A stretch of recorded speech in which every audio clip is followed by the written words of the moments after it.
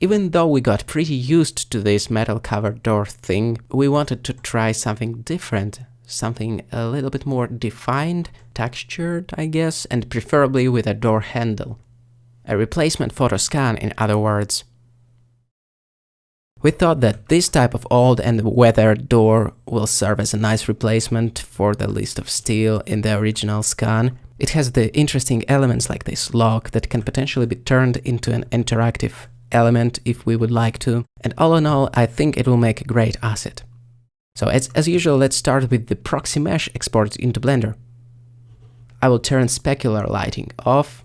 It doesn't provide any valuable clues, I guess, even though specularity on its own can be useful from time to time, as it helps to read the shape. For retopology, I will start off by creating a plane, enabling the X-ray mode, and deleting everything except this vertex. I will go ahead and enable the snapping mode, or press Shift-Tab, snap to face, and then G to move the vertex.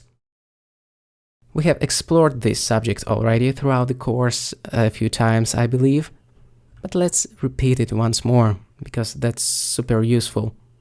The retopo game, especially if you aim to create a low poly asset, is a game of extruding vertices. E to extrude, left mouse button click to release it, F to join two vertices together to draw an edge between them, like this. If more geometry is needed, the edge can be subdivided. Then F again. Let's subdivide this one too. F to draw the edge. The faces can be created by selecting everything and pressing F. The faces will be drawn automatically if you're lucky enough.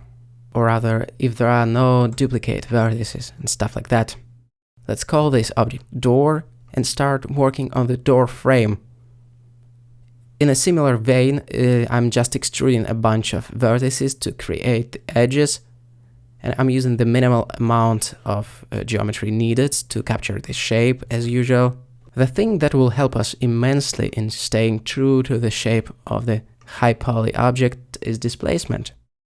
We'll use displacement alongside with slicing up the object into a bunch of small triangles, tessellation in other words, or adaptive subdivision in Blender. And then under the influence of the height map, the object will get curved and bent according to the high poly version of it.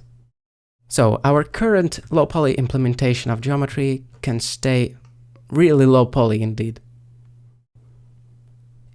Here we go, it is our door frame. It was very quick and painless to create, thanks to the fact that the original scan was rather good. To rebuild the lock, I will start off with the cube. That's yet another quick retopo technique that we use quite often. I lined up this cube with the lock geometry, then subdivided it, and to quickly snap the vertices of the cube to the surface of the source mesh, whatever it is, we can use shrink wrap modifier, like that. It won't be ideal, but it's a decent starting point. After using shrink wrap, we can just apply it and tailor the position of the vertices by hand.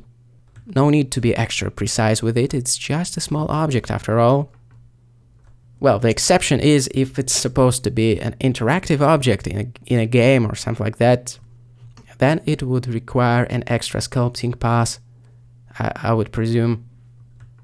But for our intended use, which is creating 3D scenes in Blender, I think even this primitive representation of geometry would work.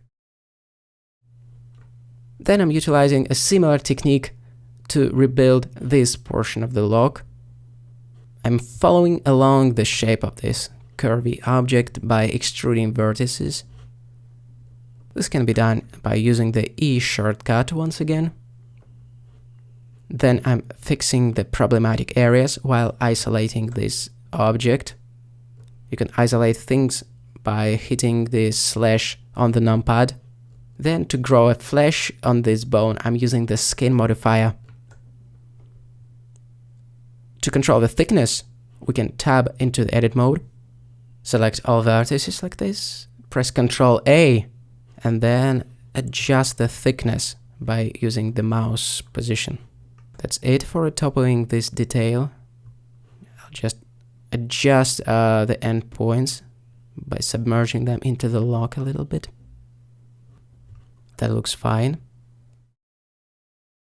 I think these two details can be joined together. Shift click on the second one. First, apply all the modifiers, then Ctrl J to join, or right click and select join. And lastly, shade it smooth. It is fairly important as we are going to be baking textures. Maybe not for the lock itself, because I doubt that we'll be using the displacement for it, but for the door specifically, and pretty much for everything else, let's just smooth it out. That's the safest option.